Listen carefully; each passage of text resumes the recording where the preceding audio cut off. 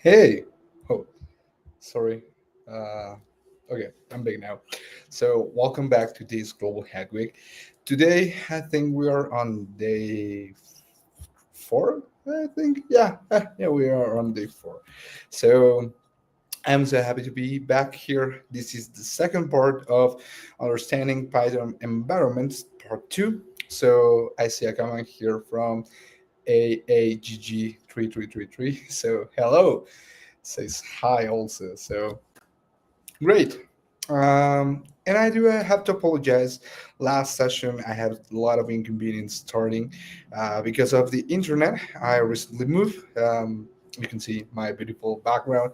It's my new home. So I was figuring out a lot of things for my new setup.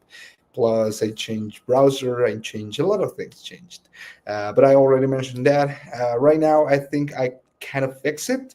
Um, I moved closer to the router, so it apparently don't have any problem right now. So I hope you can see me. I really wish you can hear me, and if those two are ready, so we can start. Right? Great, it's fine. Thank you so much also for being so participative. I'll start showing my screen. So give me a second for that.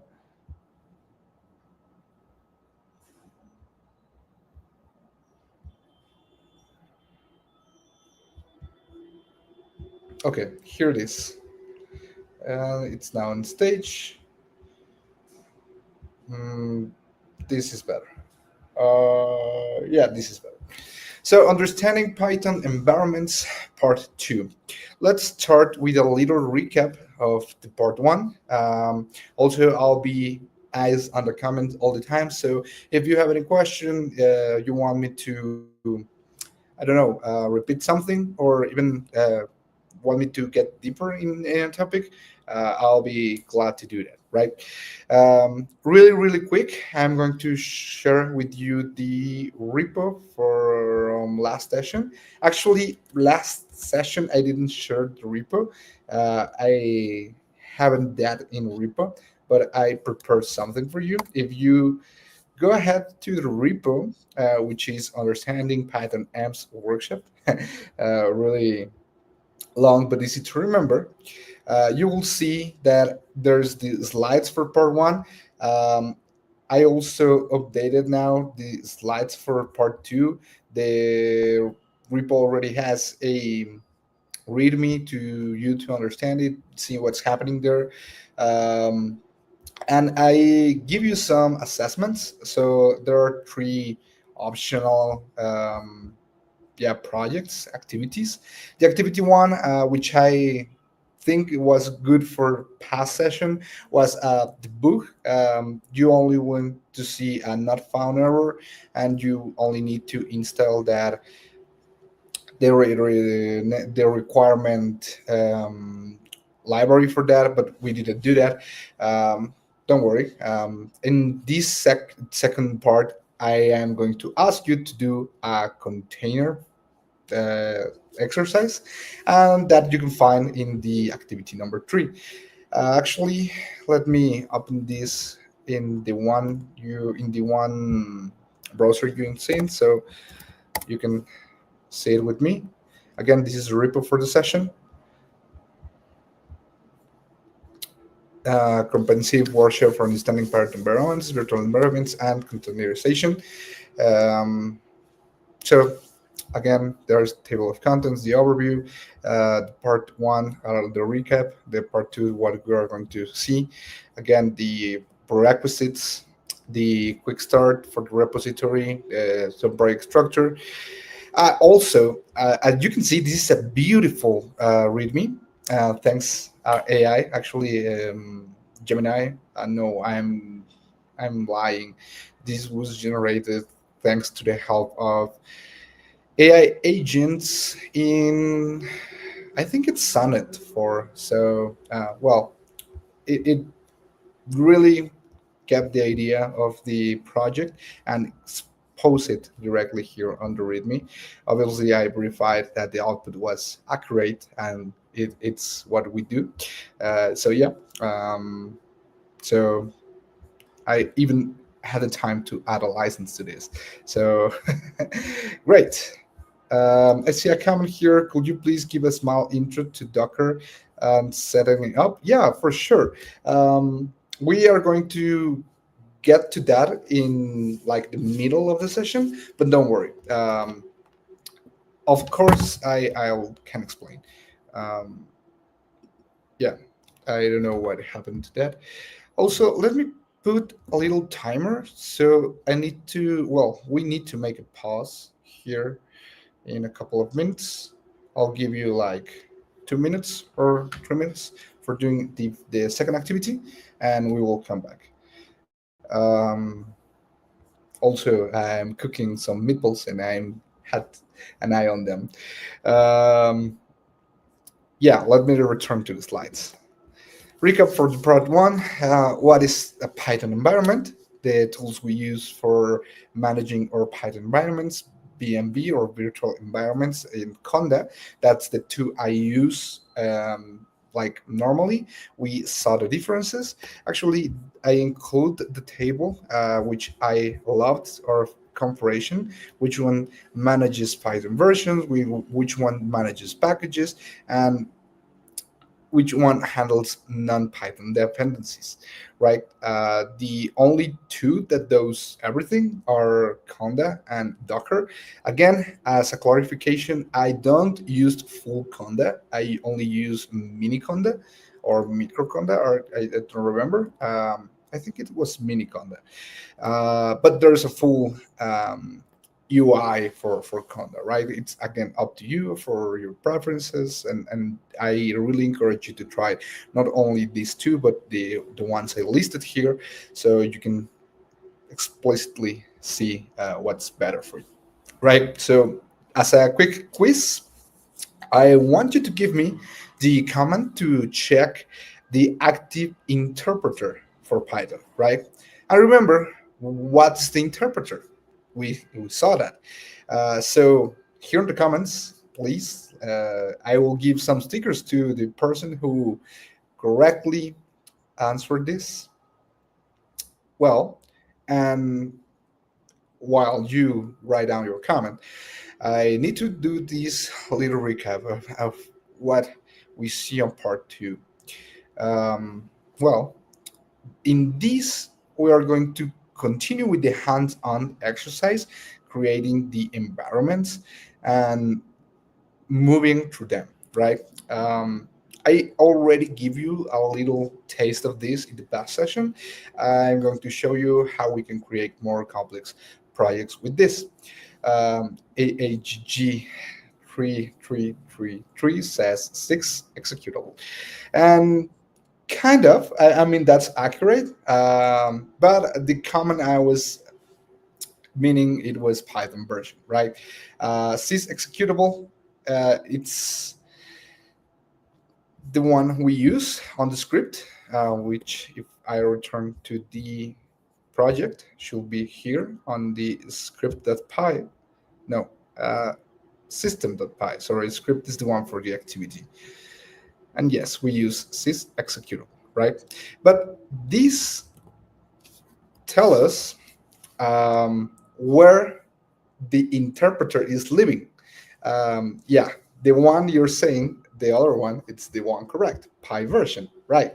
Of course, because yeah, actually both are kind of true because yes, in the folder where it's living, the name tells you which Python versions. And also this one's correct. Great. If you're using Conda, you can say word Conda. So the good news is that you both have it right. I'm so glad that you put attention to the part one. The bad news is that actually I don't have stickers to send you, but I'm really sure if you have, well, if you are here in the Global Hackweek, you'll receive a bunch of stickers if you participate, right? I think there are certain requisites for you to be sent swag. You can find them in GHW.mlh.io. Sorry, I kind of find that really funny where I recently started attending meetups and technology events, there was a guy who continuously was pranking about this, like saying like if he didn't see any participation from the crowd, he was like, "I'm going to give stickers," and all the attendees are like, "Okay, I want stickers. I am going to participate more." And the end, he told us like, "Okay, the stickers were just like the hook. You already participated, so that's the that's the great news here. The bad news is that, well, were that he didn't have stickers, right? So same with me. Um, but keep participating. I really like that. Okay, let's continue with the hands-on. Um, I'm going to show you some ways that you can switch between multiple environments. And again, I'm going to focus on these two, Conda and the virtual environments we create inside the projects. And I was mentioning on my first stream that I have both because if we take a look again to repo and return to the README, in this beautiful table, you will see that the virtual environment manages the packages, yes, but it does not help you manage the Python version. The one thing that helps you manage the Python version are Conda, or if you want a granular solution, you can use PyEnv. I mentioned my preference for using Conda instead of PyEnv is that with Conda I can have certain environments or um, yeah, scopes boxes for certain purposes, right? So if I want to do a project with Python with specific versions, with specific packages, with um, a reduced scope, I use the virtual environment tool.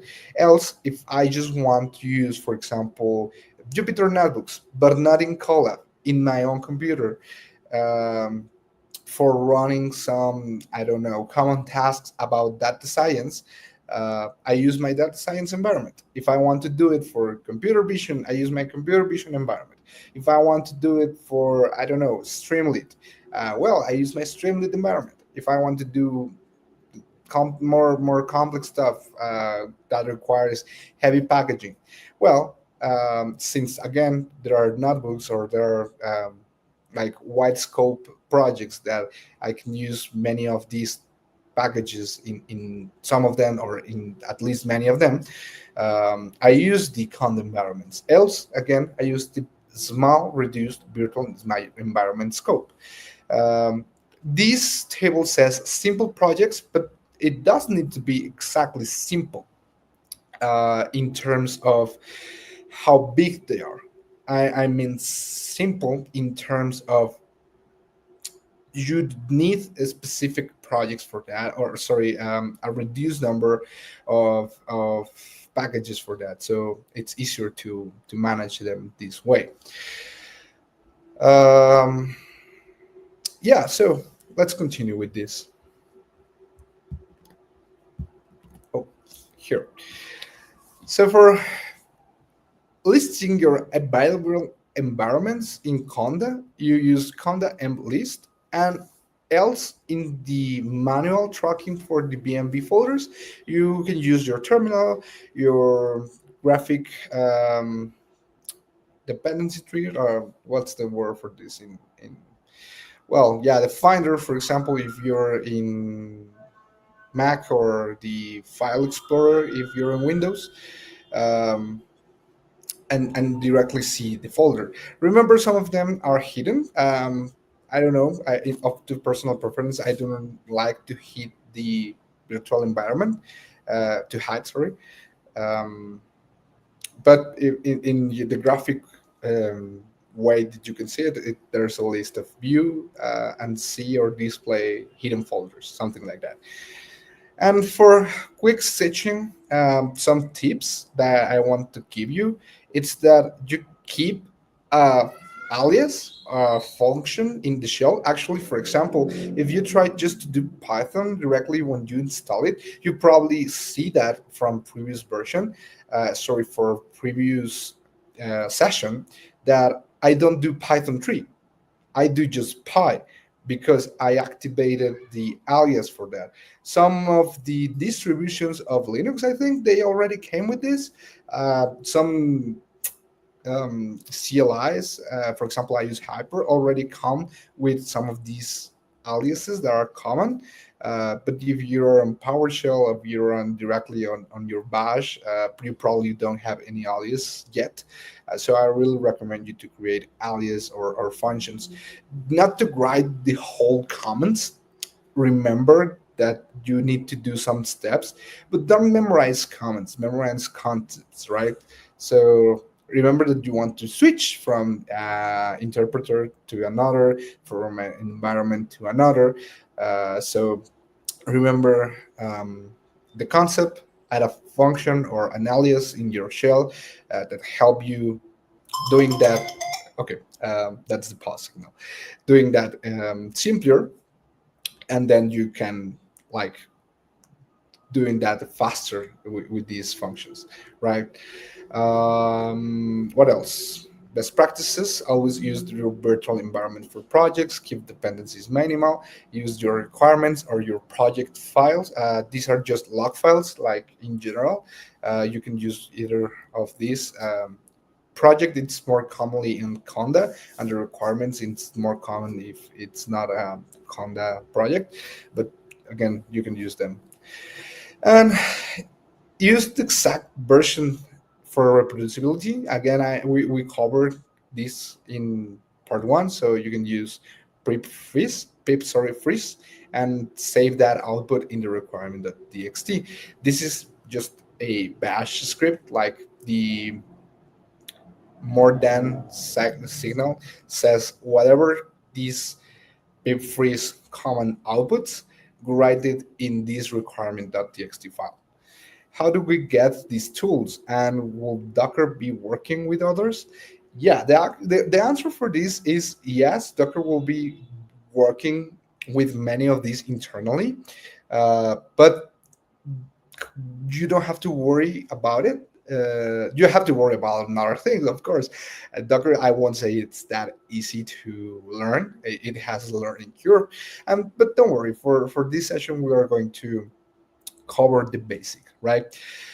Actually, for the pause, that's a great suggestion. Why don't you, in the prerequisites section that it's here, make sure that you have your installments, right? Python 3.8 or more advanced in your system, that you're familiar with the command line, the text editor, install Docker Desktop, and well, you already have basic Git knowledge, right? If from all of this, I think the one that you possibly don't have, it's Docker. So given this time, please just install Docker, right? I'll be back in a second.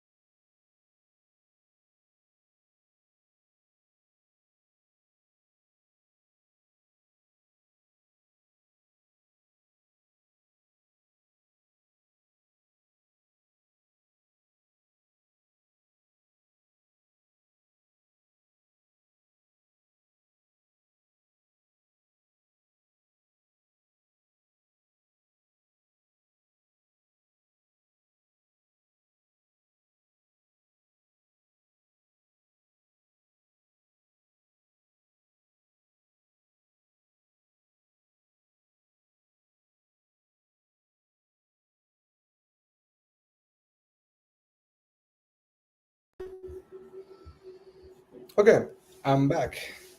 I see you have a question. Wait, um, wait for what? Okay, I also go get some water.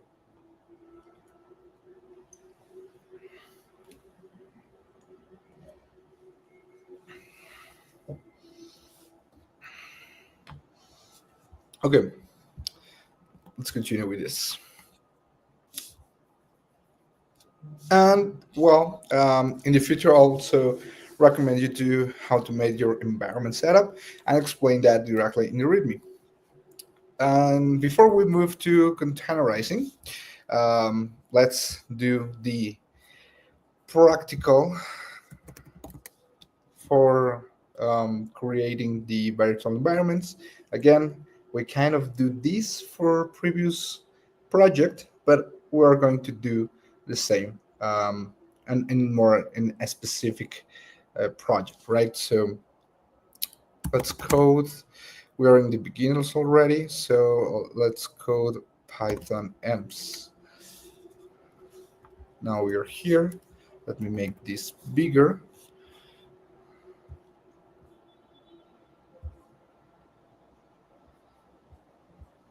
I'm going to close all of this, close the book console. We already have the slides, the virtual environment container, and I'm going to create a new one. This one, it's going to be the exercise. No, this is already created. So let's again read the README for the exercise 2. Activity 2, environment comparison. So compare different environment tools, try with virtual environment, try with Conda, right? And this is the one for this. So learn to create, activate, deactivate, and switch for Python environments efficiently. Let's do that. I'm going to create a new folder. So I'm going to call this comparison.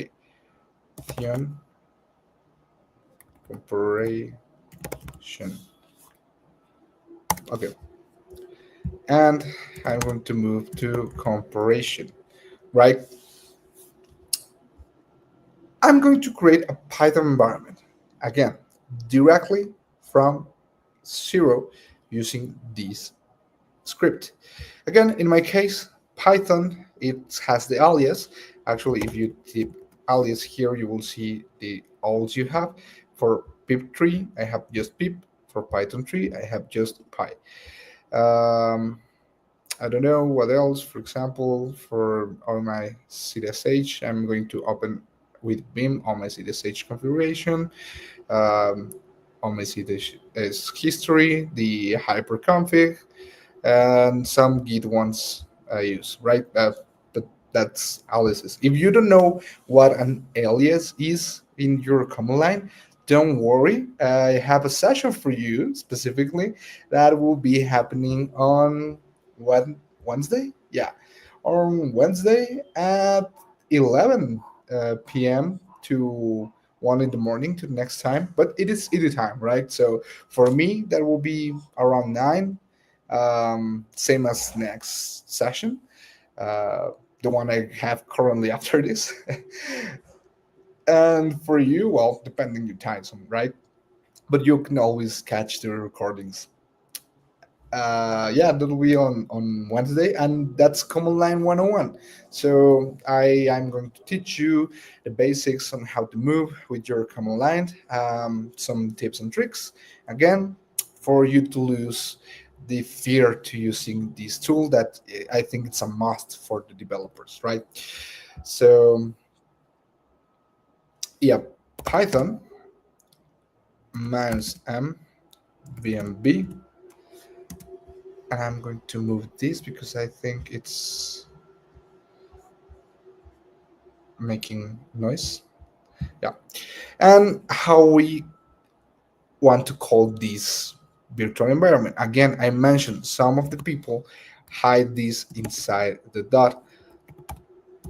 I don't like hiding it with the dot. I like directly just calling it virtual environment. But also we can call it however you want. So let's call it test virtual environment, and this will be created inside the comparison folder.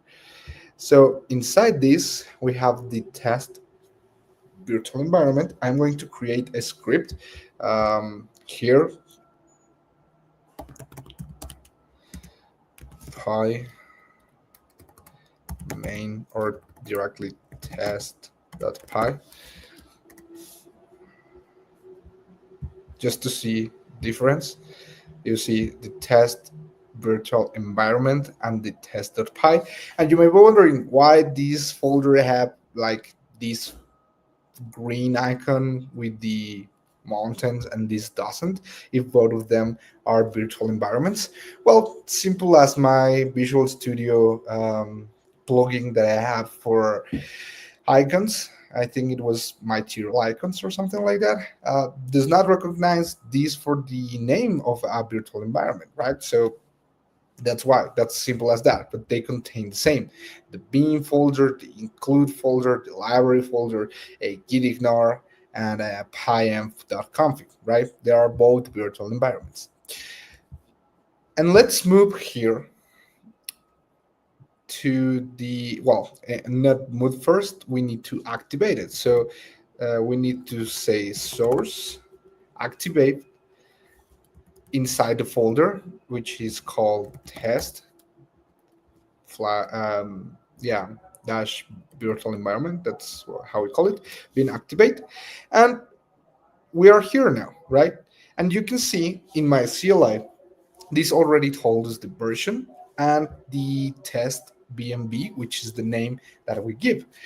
Again, we can inspect that with the command I just asked you on the quick quiz, which is py version, and we will see what version of the interpreter we have. I have this because it's more quick and visual, but I have that configuration for my CLI. Again, if you just directly using Bash or PowerShell, or I don't know, the Git Bash, for example, you won't see it.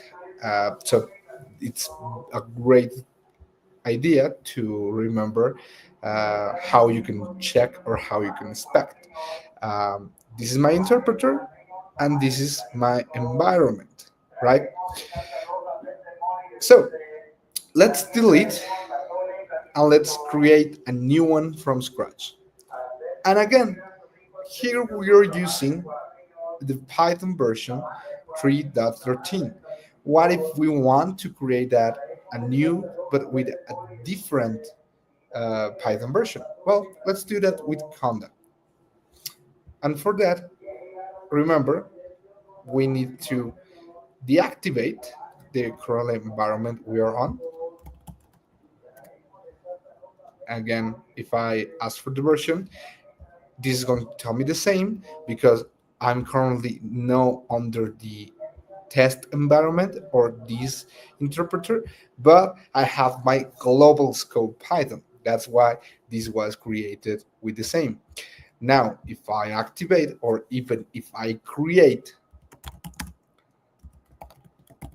a new Python environment, well, and with the interpreter that we want specifically, which is the test conda environment, Python 3 dot, let's say 8, for example, not 11.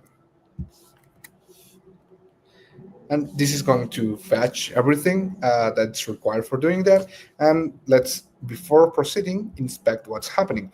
The following new packages will be installed: CI certificates, libcxx, libffi, and courses, OpenSSL, PEEP, Python, readline, setup tools, SQLite, TK, Will, Exita, and Sidolib, right? Python in the version 3.8.20. And well, the following packages also are here listed for downloading. And yeah, I think we can continue with that. So let's proceed. and this is happening the magic for Conda in the background. And I installed specifically the version 3.8 because I think currently just have two environments, one with the 3.9 and one with the 3.11, which is the base one.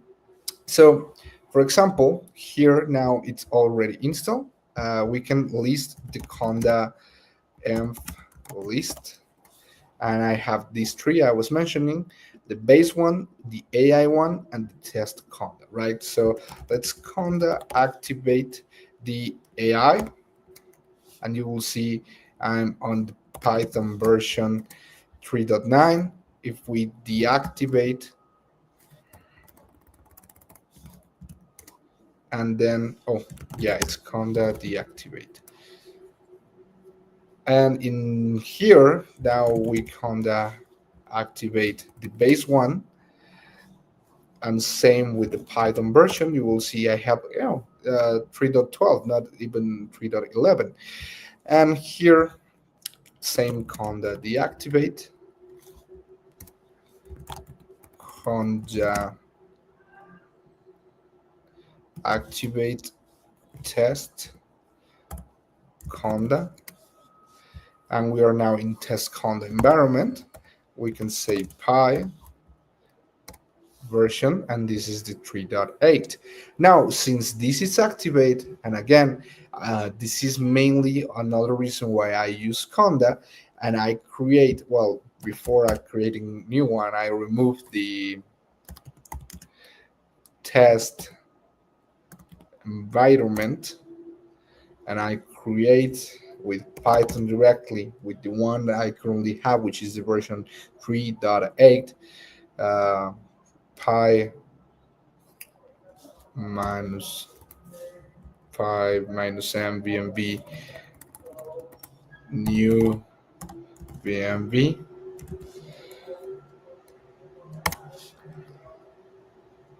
This is going to be created, and first I'm deactivate the Python conda, then I'm act source, well, I activate with source the new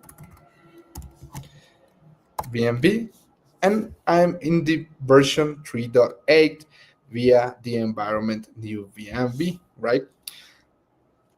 Again, check it from console, Python version. Amazing, isn't it? Um, so with this, we already know how to create these environments and how we move through them.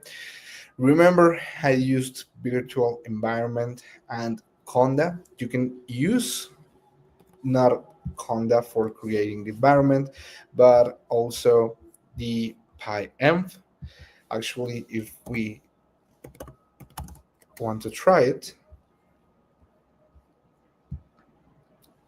I found this page, but it's in Spanish, so let's see, going backwards.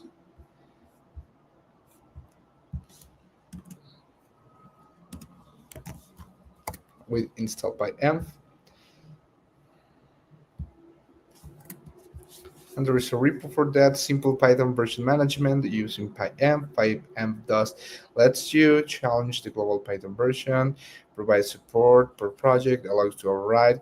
In contrast with these Python Brew and Pythons, PyEnv does not depend on the Python itself, need to be loaded on your shell, manages virtual environment. So why not? Let's try to do installation. Brew update, brew install pyenv, brew install pyenv head. Okay, let's try to do that. Brew update. Again, what's brew? Brew it's the package management, not for Python, but for everything in Mac. Same, for example, in Linux, Unix. It depends on the one you have. For example, this is the automatic installer, but there's apt get for uh, Ubuntu, I think, and for Debian, it's another one. I can't remember. Um, but yeah, once this is done, I need to brew install pym, right? Okay, this is updating brew. While this updates, well, let me know here if in the comments you have any question. This is such a good refresher. Thank you. Yeah, don't worry.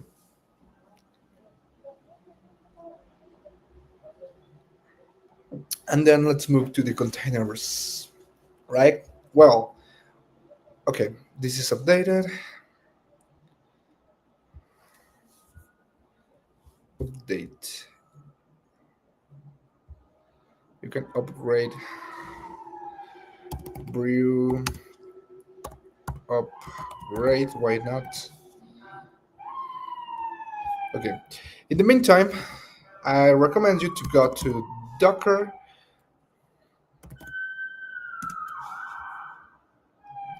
desktop,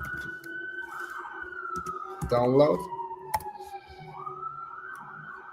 No, Docker. Just hit Docker install. Install Docker engine. Yeah, this is the one. So select your platform. Uh, Install Docker. No, maybe uh, I'm wrong. This is not for the engine. Install Docker. Yeah, it's install Docker desktop.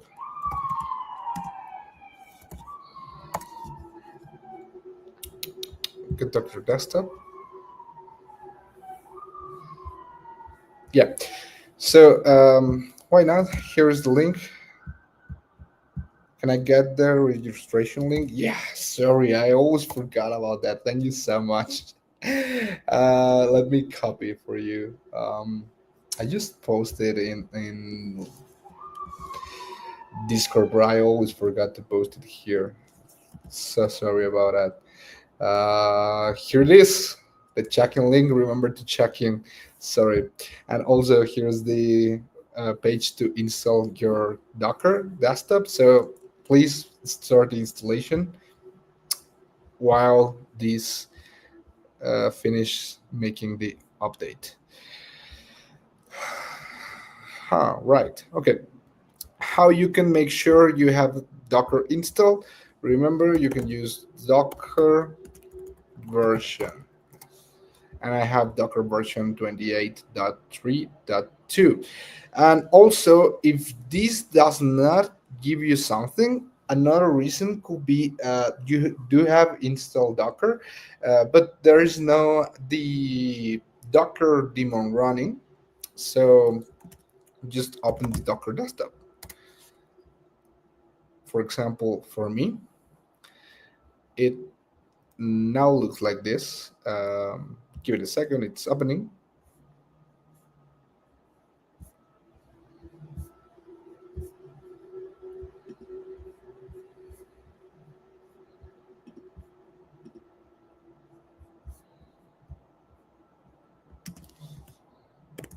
Again, open Docker, come on.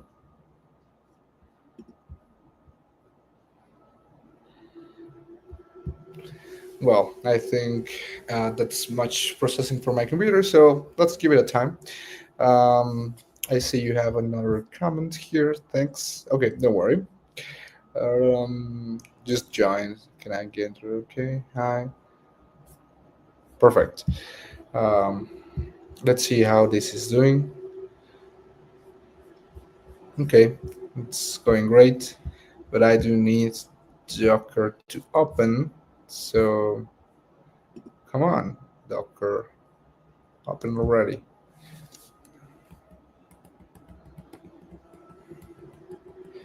Maybe I need to quit some of this because maybe it's too much. Maybe my computer just doesn't want anymore. Okay. Um,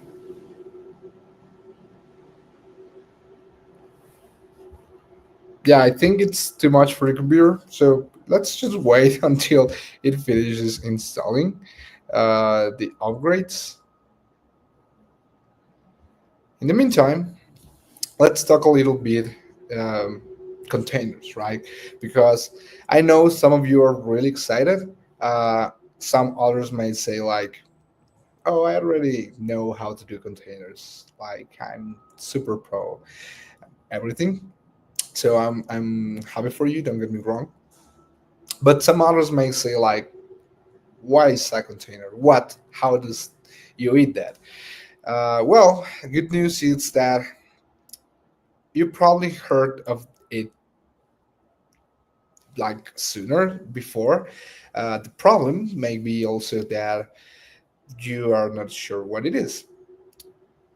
You probably see these Docker with the whale and everything, and they call it containers because of a reason.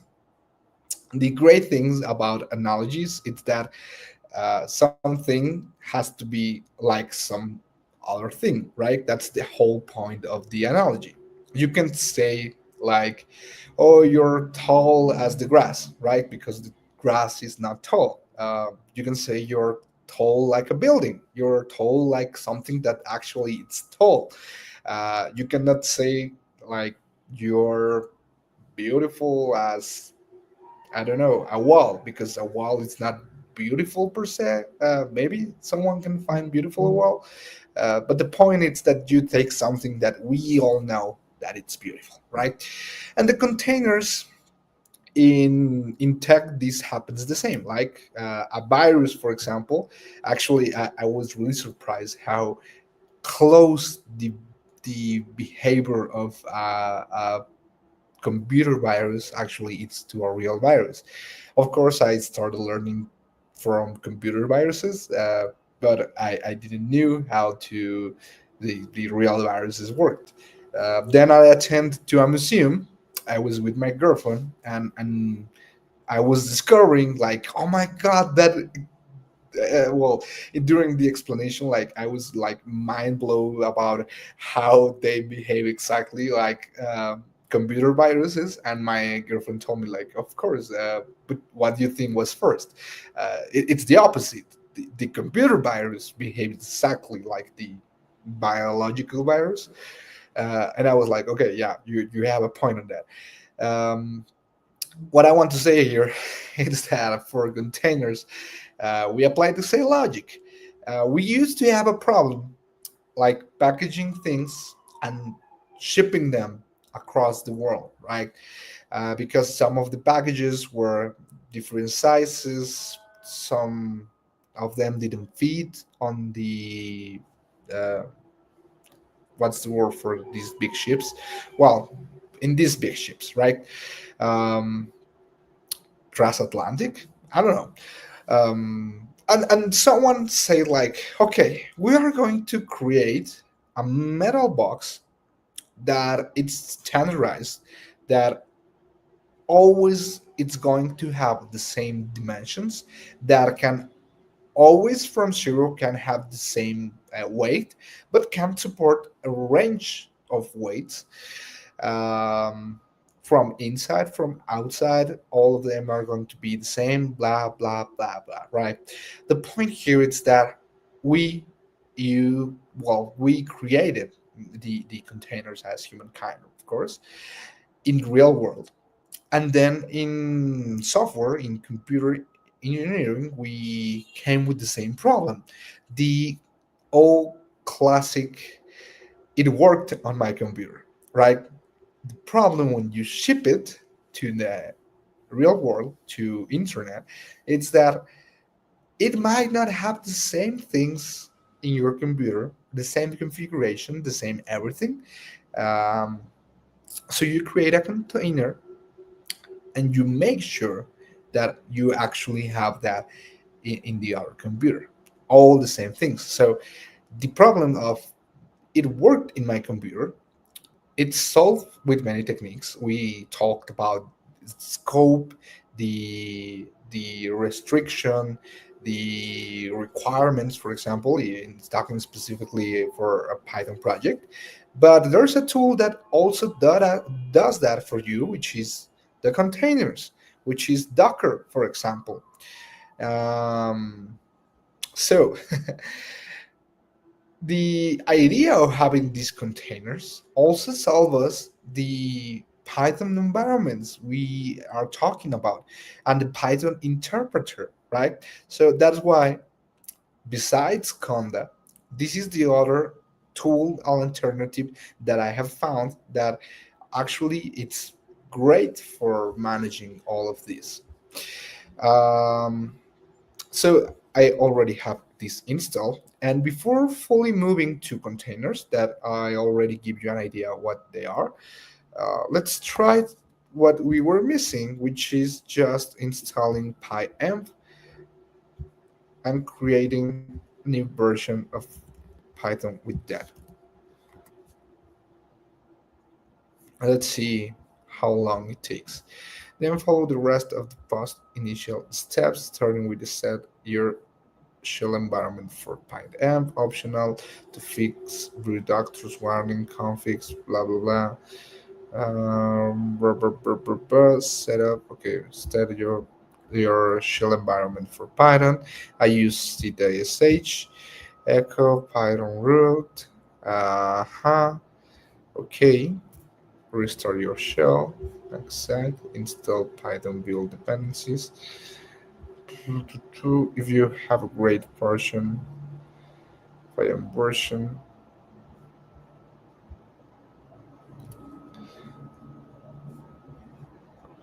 suggest build environment. Python will try its best to download and compile the wanted version, but sometimes compilation fails because the unmet system dependencies and compilation succeeds, but the new Python version exhibits weird failures at runtime. Um, okay. Um, let's return to this installation. Set up your Python env. Perfect. It's already installed. So in ctsh, I'm going to open ctsh config, and here I'm going to make sure that I already have this for Conda. I just need to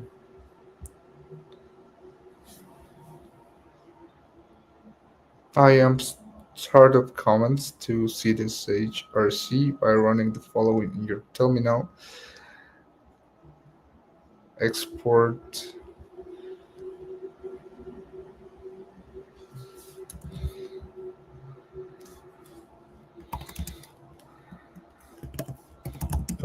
config, export root. What this is, it's that instead of directly writing in the file with Vim, then it should just print that at the end or directly force that into the RC file. I have more configs, so I don't think that's the best thing to do for me, but for you can work.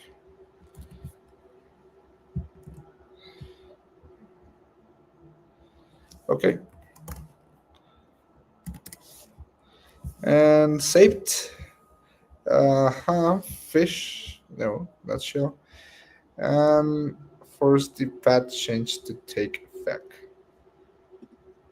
Restart your shell.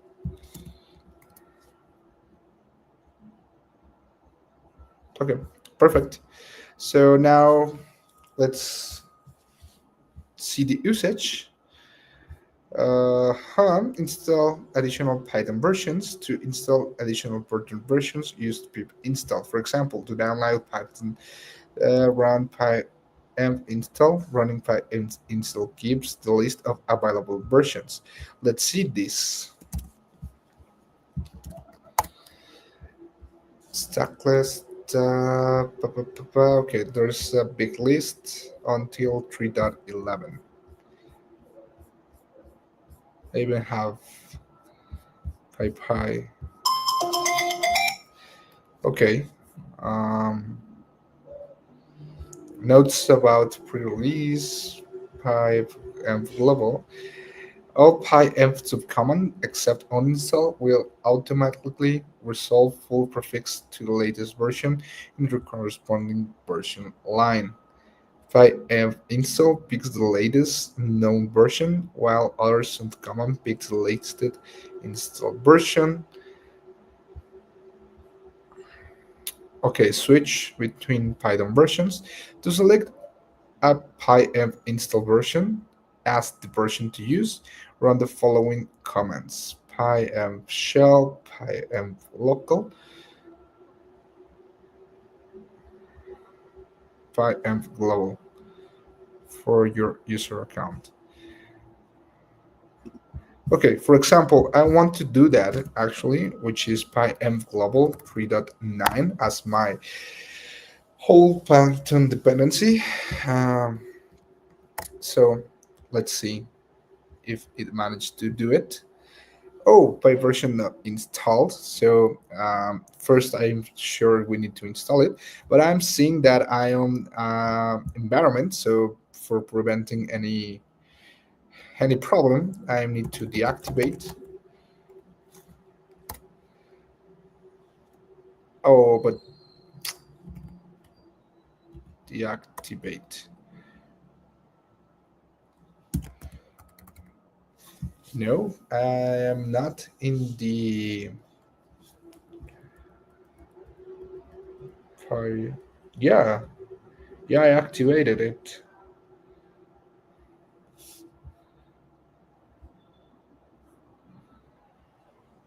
Deactivate.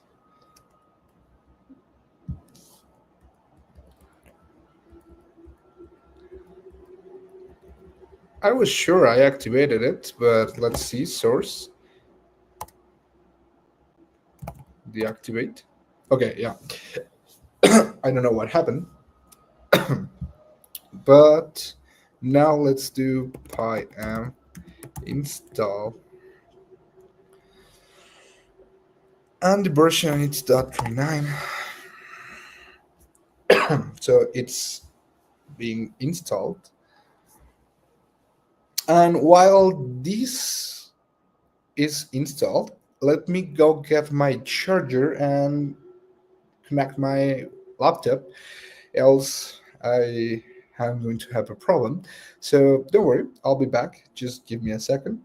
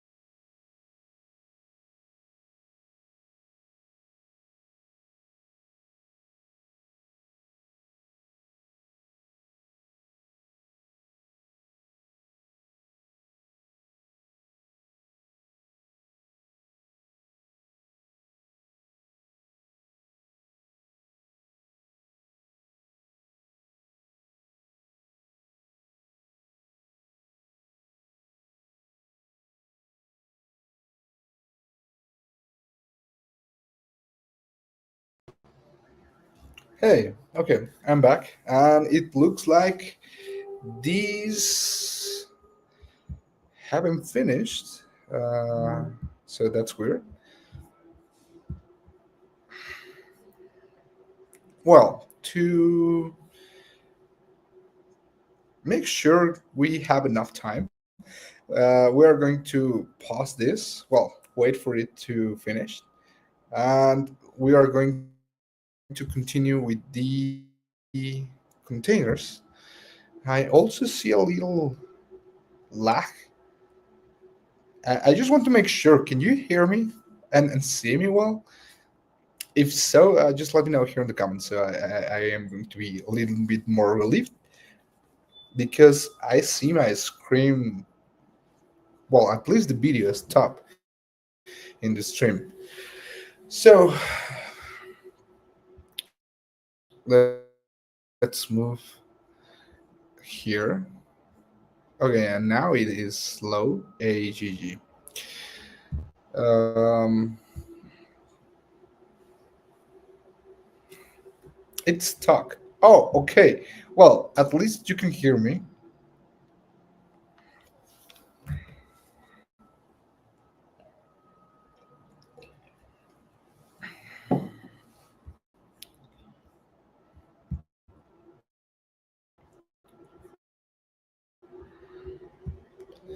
Let's move with the containers.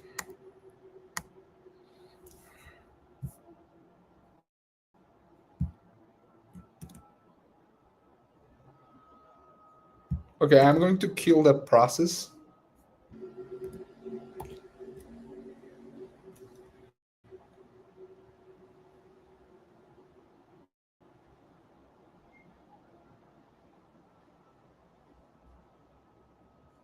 Okay, I think it unfreezed.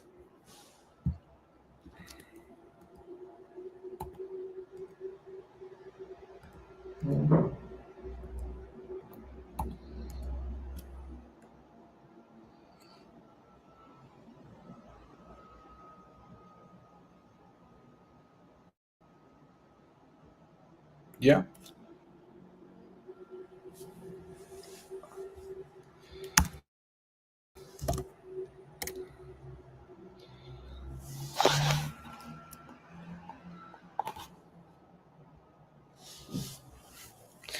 Okay, I hope it unfreezes at any second.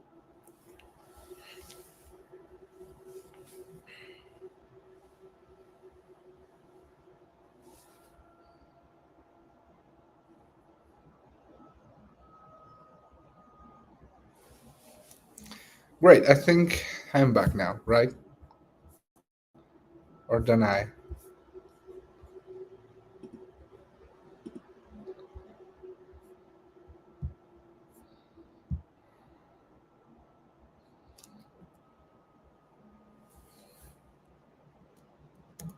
Okay. Yeah, I think I see a little bit more a reflection here based on what I'm doing. So let's continue. I think it's just a little delay now. So, containerizing Python environments. Why to use containers? Say environment in all like development, test, production. No more works on that machine problem. We already covered this, and the only thing that we need for doing a container of Docker, it's a Docker file. I am going to explain these in a second, but for not audible. Oh my god, let me not visible. Okay, not even audible or visible. I'll try one thing. Give me a second.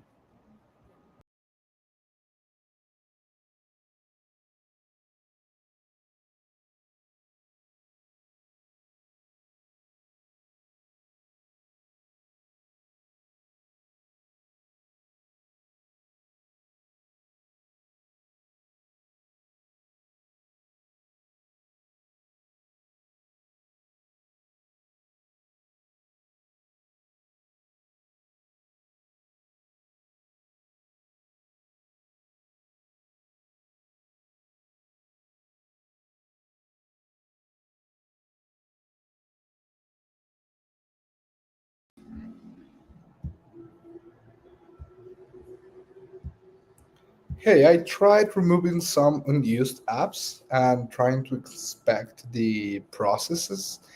And well, I hope that makes it better. You're visible and audible just fine. Okay, well, thank you, Noob Master. So let's move. Well, from the Python version that we want, the work directory, that's the one that it's going to be for the project. We copy the requirements.txt file, and with that, we used pip install uh, from there, right? Then we copy all that we have in our image, and we used Python app.py to run the project. So, in terms of how it looks, let me open Hyper again. Hope it wants to open.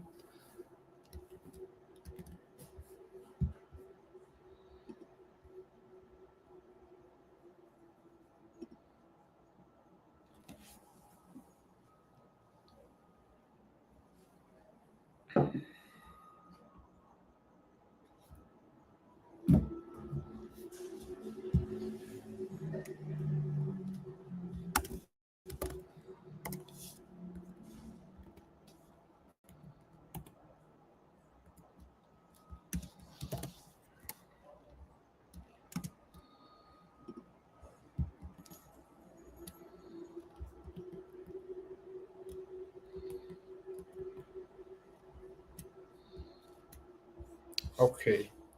Um,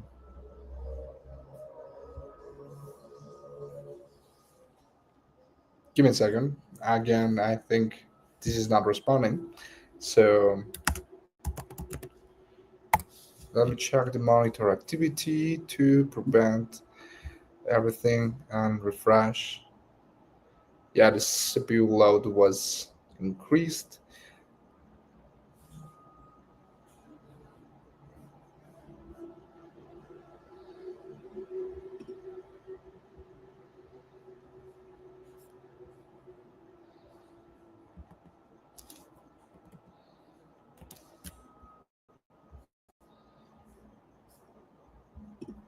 Yeah, Hyper is not responding. So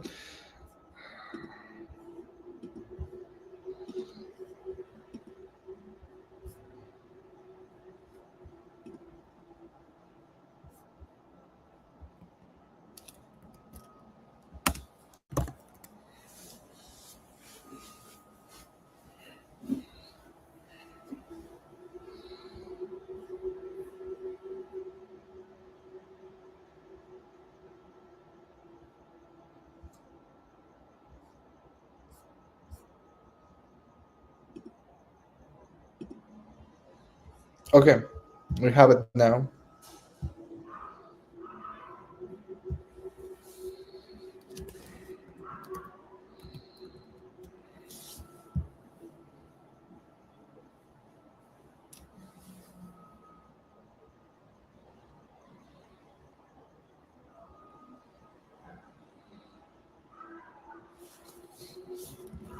But still it's not responding.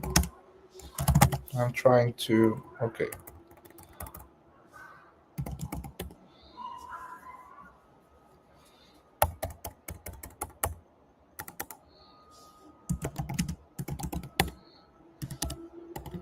Okay. Okay. We're doing good. Uh,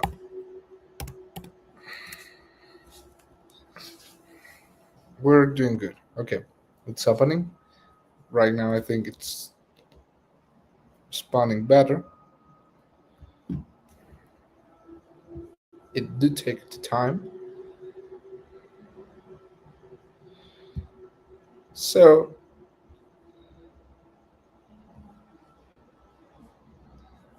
come on, load. So I'm going to show you the minimal Docker file, but I'm going to open it directly here on the container. To prevent further errors, let me just remove what I did to my Zeta sh config. Yeah.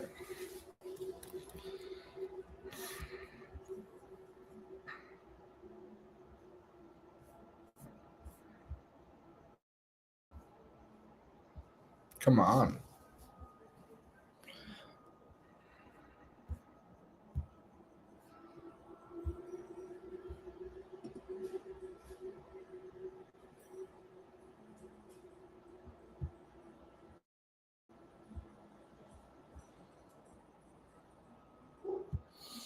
Here it is in the container folder. We are going to find many things, but let's start with the README. Want you? And I think it's a great thing to have it see in the repository also, because this doesn't take that much time to load. Containerizing Python environments. This folder contains examples and explanation from containerizing Python environment application, as discussed in the part 2. So the content, it's the Flask application. If you don't know what Flask is, it's just a framework for creating a web server, and that's it. The requirement, the XT file, it has the Python dependencies. There are just three. We are going to check them. One is Flask, the other one is request, and the other one, it's the environment for having an environment file with the secrets.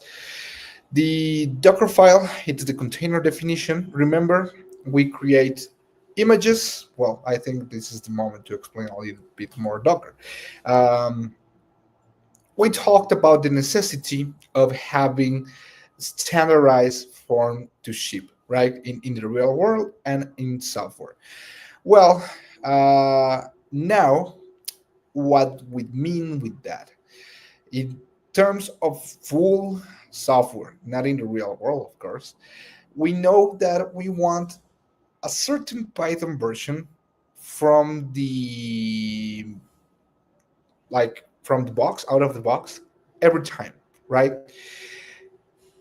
For example, there's the always analogy of virtualization versus containerization, right?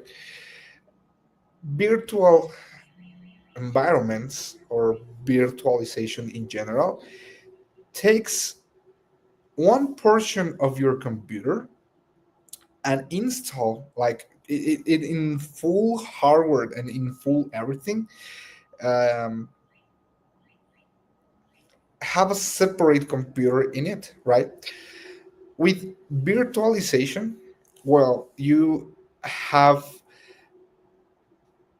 the advantages of isolation, and the scope is reduced, but also you increase a lot the computational resources.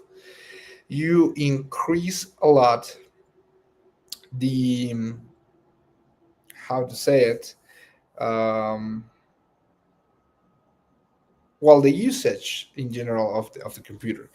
Containers are not as that exhaustive because you isolate, yes, a small fraction of your computer, but that doesn't mean you cannot access them.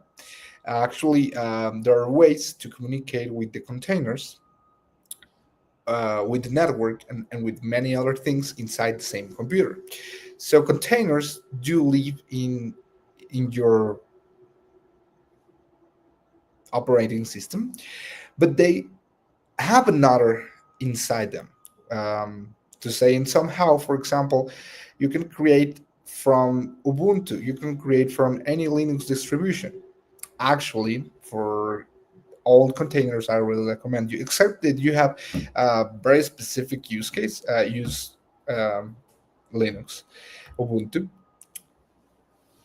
And simple as that, you are going to be building on top of many images. And the process is, you have a Docker file, you create an image from a Docker file, and then you create a container from an image. The Docker file, it's like the recipe, the image, it's like the mold, and the container, it's your final cake in like cooking analogy or something like that.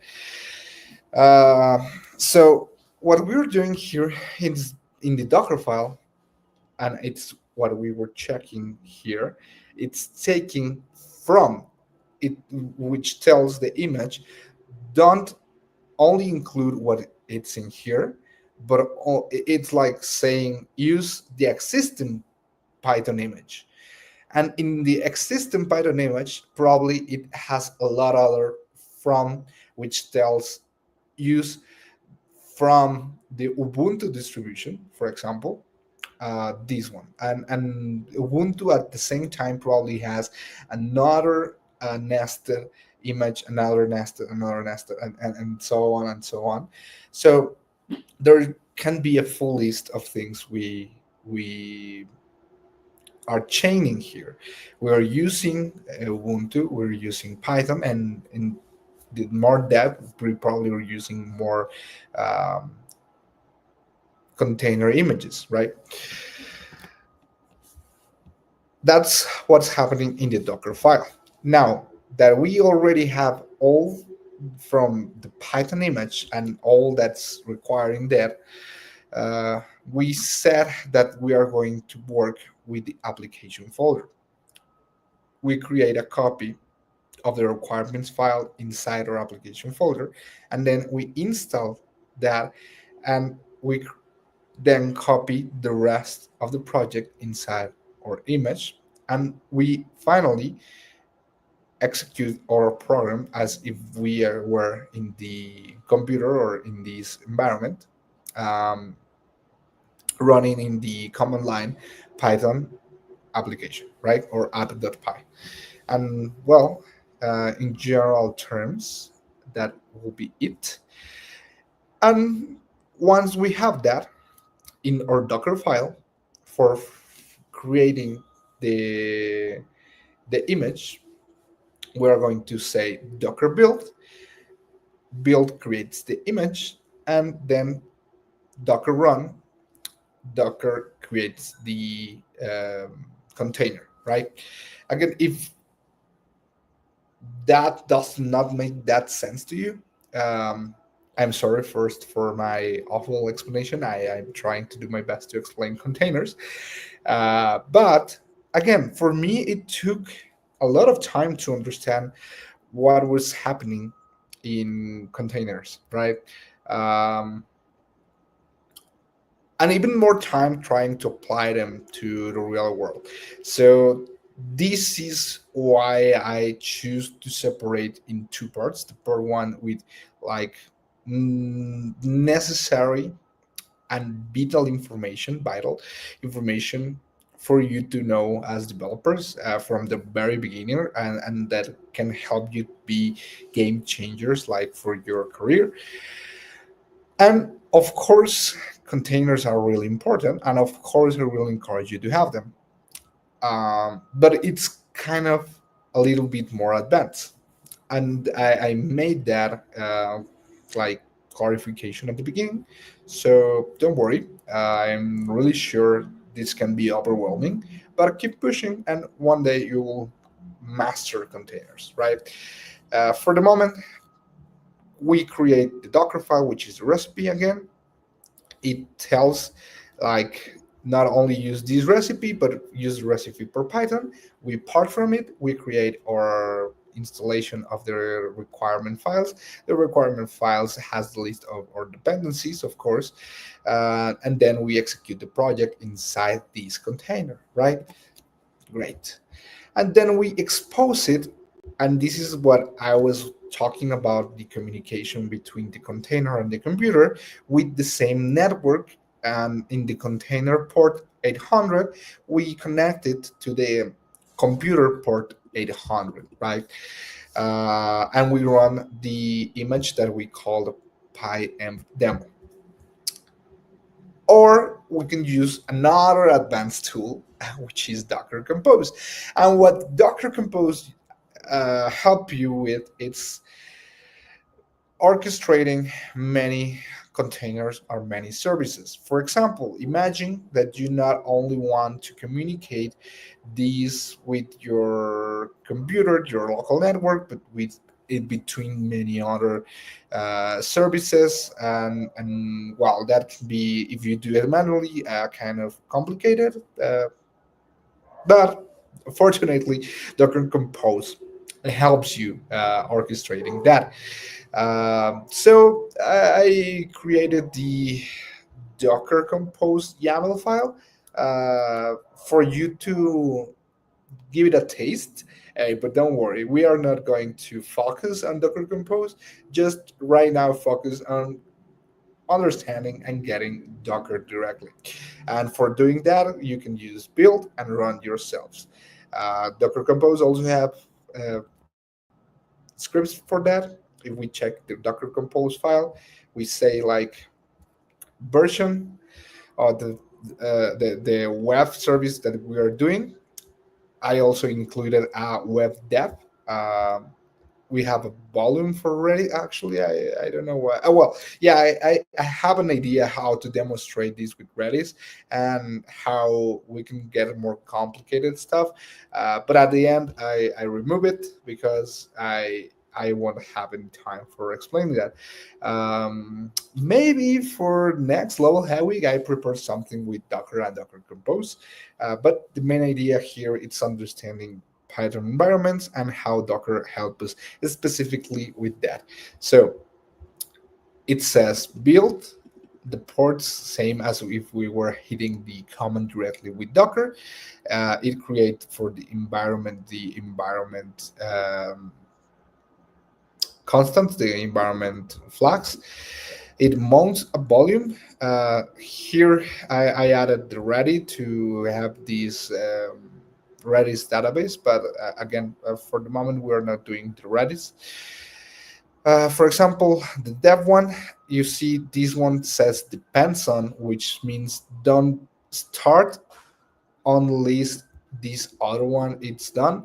I didn't include the Redis, so this is going to fail for sure. But the web one says like, okay, build what you have in this port with the environment, the volume you have, and you're going to use a dev profile, and you are going to use the app network directly. The network says the app network, it's the bridge, right? So this is used to communicate again in the compose services for the file. So these could communicate. These two could communicate. Um, for this specific leg, maybe doesn't make sense because it's not going to be communicated with anything. But for example, we can use this other one to communicate with Redis, or we can use a Mongo service for having just directly the database in another service, things like that. But again, don't you worry for the moment for the Docker Compose. Put a little bit more attention on the Docker file. And I added more comments here in comparison to the ones that are in the in the README. If you open the file directly, you are going to see the metadata. You are going to see things like this is for the Python environment workshop, the authored version, the environment variables.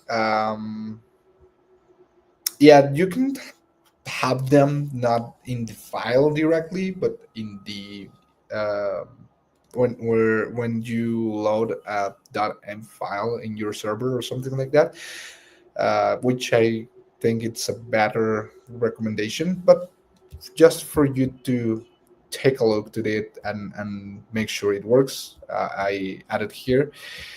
Same, we set the working directory for saying the application. We install the system dependencies. Yeah, we need it. For example, apt-get, since we are doing Ubuntu. Um, what else? Copy requirements from better caching from the container file. We installed it from pip install. Then we copy all the application code and create another your user root for security. You can actually skip this one if you want, but it's just for security reasons. Then we expose the port and we do a health check, since in the app file in the server that we're creating, we have a health route just to make sure the endpoint is running. Um, and then we do the command python.app. Uh-huh. So Let's do that. First, let's do it manually, and let's do it with the containers so you can see the comparison. I am going to use conda activate with the base one. Oh, and I was going to move the previous CTS config, right?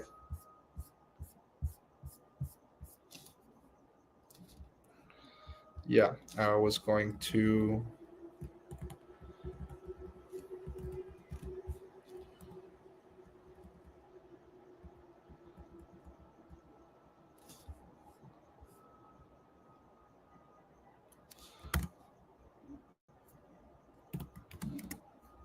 What I did.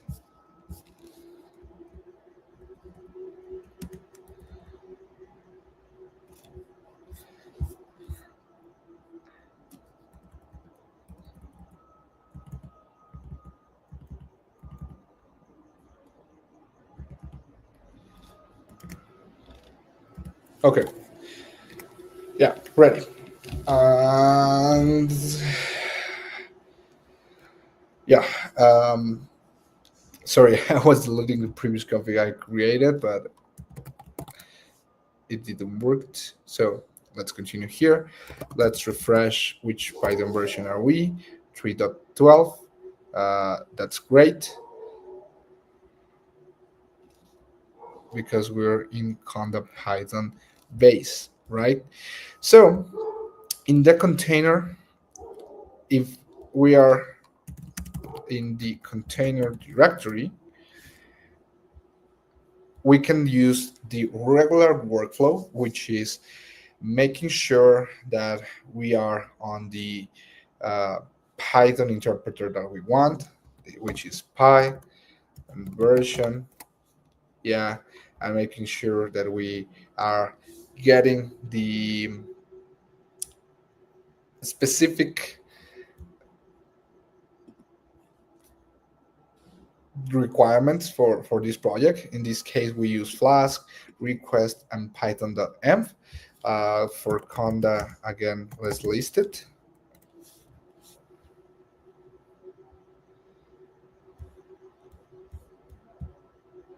Oh, it's taking its time. Okay, great. You receive, for example, il FFL, where we have Flask, we have our requirements request. Oh yeah, sorry, requests. Yep, and the only one we're missing it's Python M. Python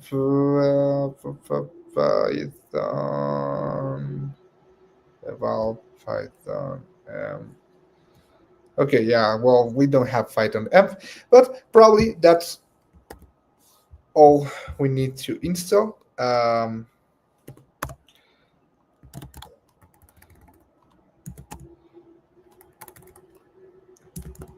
Conda install Python. Yeah, we don't have it, right? Python. No. Python.env. Okay. That's my bad. Install with an S, please.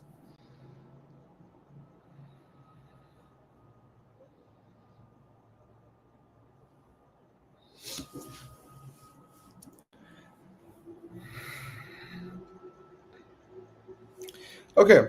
And now that we have sure that it is installed or that it's being installed, then we can run the project manually. Let's do that.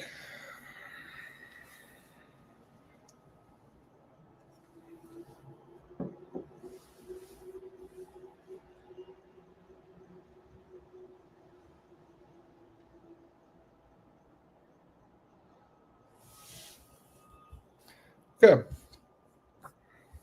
come on. Did you tell me again that you're going to freeze?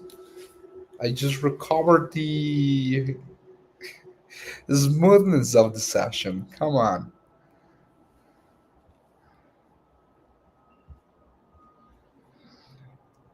Oh,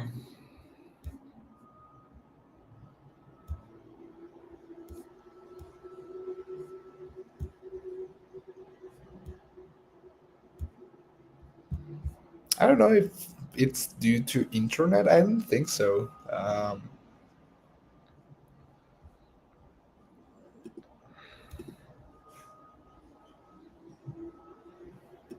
I'm going to delete the compression folder.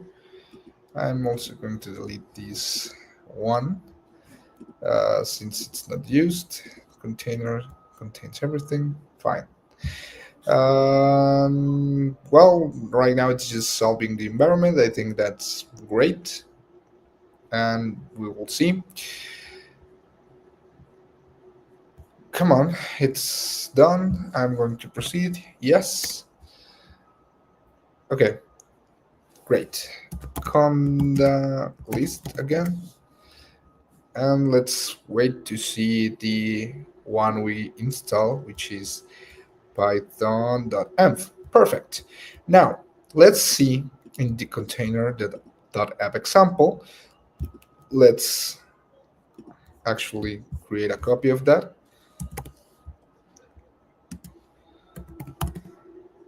to just .env, and that .env, it's developed true, flags the book true, and just let's change the port to, I don't know, 101, right? And now the only thing we're missing, it's saying py app.py, and this is going to run. And well, um, if we open this on another terminal, we can wait for ctsh to start working and then make a curl to localhost 800, just without any of this, and we will see container info, host name unknown, user it's Alberto Camarena, environment production, message welcome to the Python environment container demo, blah blah blah. Okay, you will see this is a problem because we specifically say development, not production. The user and the host name does not what's happening here, but at least we know the server is working. Um, oh, sorry. I needed to sneeze. Uh, well, if we take a look to the app.py, we will see that with the logging, no, with the us, we are getting the environment, flask env, flask the book, host, port, and many things here are failing. In the base root, we received the correct message. Let's just take a look to health with the H, healthy, and the timestamp. That's perfect. And we add another one, another root, which is env. So environment variable says the book flask true, flask env development. Okay, it received it, but for a reason, it didn't change anything here. So, well, uh, we will see what's happening. The other thing to have in mind, for example, if that in the path here, system path, it tells us user, developer, beginners, Python, env container. It also include the other folders where this is looking for the environment. Remember, we are under conda. So let's do this same, but now with the container, and I'm going to explain the huge difference there. For doing that, let's remind ourselves that we need to do docker build.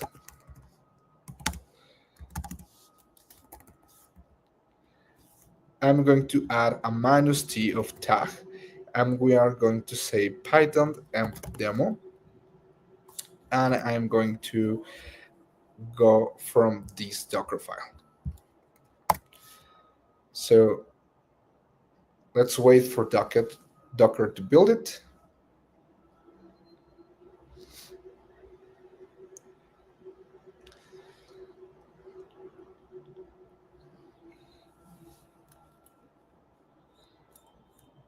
Let's see if we can open Docker Hub now, so I can show you this visually. I don't know what's happening with my computer, but at least since CLI it's low resources, it seems to be working. Um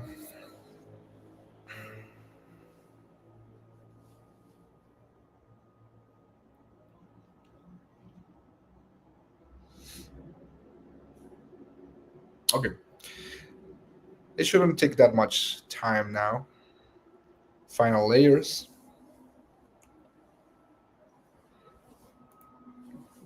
I'm going to pour myself a little bit more water. Oh no, I ran out of water.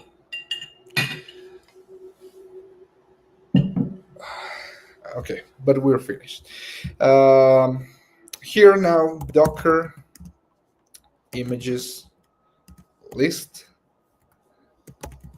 or minus L, or how it was.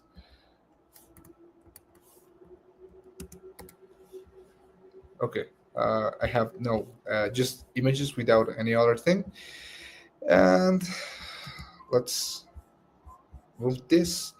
So Python env demo, 37 seconds ago, it has a size of 263 megabytes, and the target's latest, right? So Docker images gives you the list of all the images you have. For example, here I have Nginx, RabbitMQ, Mongo Express, blah blah blah. Right? For example, this Mongo Express gives you directly the usage of a Mongo Express server. Um, the other ones are for work and everything, right? So I'm going to show you now ps minus a, which shows you all existing images. Sorry, images is for the previous one. Containers. So I currently just have a container, but it's not working. That's for a side project. We are going to create now the container for this project, which is docker ps, sorry, docker run the port 800, and we are going to expose it to 801, just to see I am not lying and I am not doing this with the previous run command. This was working in the 800. This should work in the 801. And before even we execute this, I'm going to show you that if I try to do this again in 801,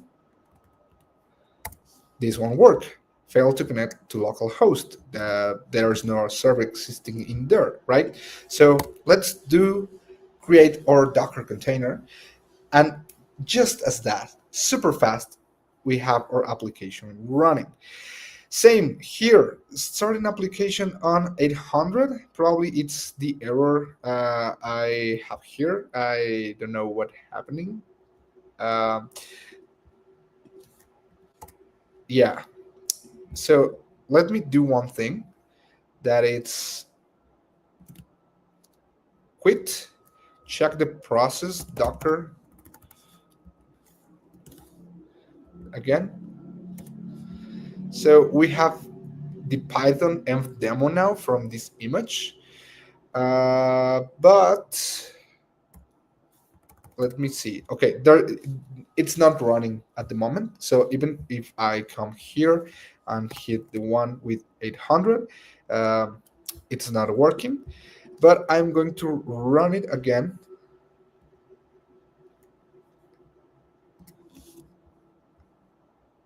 And okay, now it's active. If I come back and hit it, oh, maybe what I am doing, it's I'm missing the, no. Whoa, whoa, whoa, whoa, whoa. Yeah,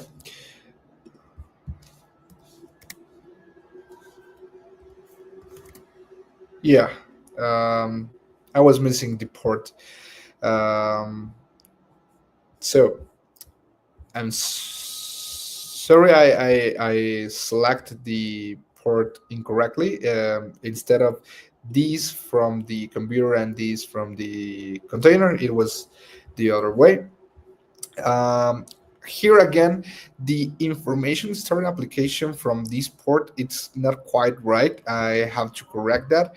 But hey, I recommend you just to give me a, well, change it from here or some configuration that I included here, and make the PR. The point is that this is now running on Docker. I'm not running in my computer. So well, I mean, I'm running this in my computer, but what I mean is that previously I had to make sure that I was under the correct Python interpreter. I activated my environment. I made sure in my environment that I had in the list of dependencies the tree that I am actually doing from the whole list. You saw when I give count list like 30, 40 dependencies or available packages. Well, um, what's happening here and why this is giving so much help, remember in the Docker file, I add the instruction to do the health check. So every 30 seconds, this is doing the health check, right? Um, and now this is running exactly same in my computer, but I don't have to worry about having this specific Python version or having these specific dependencies for this, because this is every time starting from the already existing image. If we want to change the Docker file, we need to build it again. We need to create another image, and then we are going to create another container based on that. But what will happen then is that in files, in a Docker file, and in the requirement file, we are going to worry about the rest of the things that Conda worry for us, right? So having the ability of containerizer Python with Docker, it's, I think, just, or well, not just, more than powerful, because in this way, in this case, not only we're ready and we are sure that we can share this project with anyone in the world and this is going to work, but we can change easily between environments, and we can put this on deployment in no matter of seconds, because this is already standardized. Else, if you just run, for example, like here with your requirements file and your virtual environment folder that I just deleted during the session, well, you have the good practices, the base good practices, but containers, it's taking them to the next level. So here again, we know the host name. There's no username in this case. Environment production. Welcome to the Python environment container now, right? And then health, same, healthy, env. Let's see. Now the system path changed. You see, now this is under user local leave Python and all these things for the environment that we installed. Remember that locally I have no Python 11 version. My conduct base was 3.12. My AI it's 3.9. The one I created right now for demo was 3.0. The base one I have installed globally was 3.13. Right now, we use the existing Python image of Python 3.11, which we describe here. We download it, we have it containerized, and if I delete the container, if I delete the image, Docker will handle everything. Docker will handle for me this, um, having the specific versions that I want every time. The Booger True, Flask M production. This is the one I have here, so that is true actually. The port, oh well, I do kind of have to change it. It doesn't matter. I'm serving it on the one 801. Actually, it's taking the 800 from here, so yeah, I know why it was changing. So that's it. That's how you containerize. Oh, I need to remember. I have another session. So let's close this one, right? Want to choose containers versus virtual environments. Virtual environments, it's fast local development. It's lightweight between codes. You don't have any extra dependencies, and well, it's really granular, but there's pros with the containers also. This is cross platform consistency. Every time again that you run this, it will work. It's deployment ready, and it has the isolation even from the host operating system, right? um, Final takeaways: understand your environment before coding. I think this is a great thing to have in mind every time. Again, not only with Python, but with every programming language that you go, understand how it works. And I swear that understanding the tool you use will make you better at it. I think that's no discussion on that. Use your tools wisely, even if you choose the virtual environment, Conda, or containers. I use these three, so there's not just one rule to rule them all. Remember, every tool fits a specific necessity. Make sure you have reproducibility saves. Um, Reproducibility saves time and headaches, so make sure that you follow these principles I gave you during during these two sessions. uh, it doesn't matter the level of difficulty, because we started from the basic, from beginners to beginners, from a quite more complicated things that are containers, right? um, but the takeaways are the reproducibility principles, right? So keep environments clean and project specific. That's another recommendation I have for you. I already mentioned that I do have one virtual environment for many projects, but because it makes sense to have that for many Jupyter notebooks. But again, there are notebooks, not projects indeed. And for projects, I use specific virtual environments, right? Document setup instructions for your team. Same as I am sharing these readmes with all the things that you need and have to do. Uh, I really recommend you to put it in paper. Well, in this case, in a readme, not only for your teammates, but I assure you that you will be thanking yourself the next time you open that repository or you open that project, right? Finally, let me know. You have any question? Let's see if you have any case you face. Have you tried having multiple Python versions installed in your computers? Have you tried projects where you need really specific, I don't know, a package management or anything like that? Or you just like in general haven't faced that issues? Do you have any integration workflow that you want to share? Let me know. Also, I like to recommend you a specific task. I include these three. Oh well, they are not here, but in the main README you can find the three activities where you can replicate what we did. And I think that will be all for the session. I want to finish this like in 2 minutes because I need to prepare for the next session. So why don't you stay for create your first web page part one? That will be a series of four. Today we're going to have the first part, tomorrow the two and three, and on Wednesday before the command line one-on-one, we will find the final session.